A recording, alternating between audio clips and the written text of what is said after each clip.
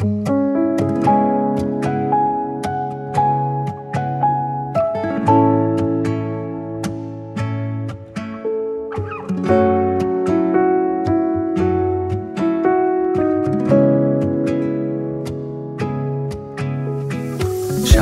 تو پر از نور و پر از ستاره، هر شب من میگذره با دلتنگی دوباره. خواستم امشب یه ترانه شاد بنویسم، میخواستم برات از ستاره ها و مهتاب بنویسم، ولی دیدم ستاره ها سفر کردن به چشمای تو.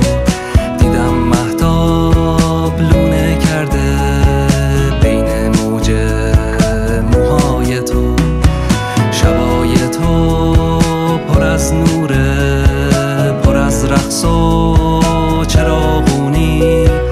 هر شب من پر از یه موج ترانه های خط خطی.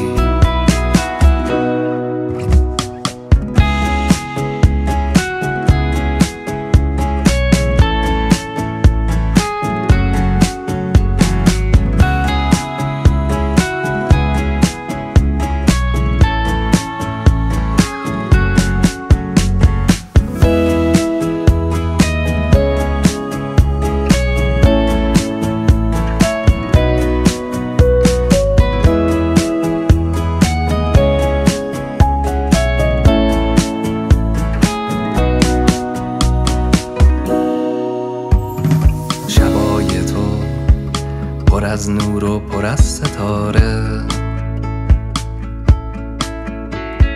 هر شب من میگذره با دلتنگی دوباره.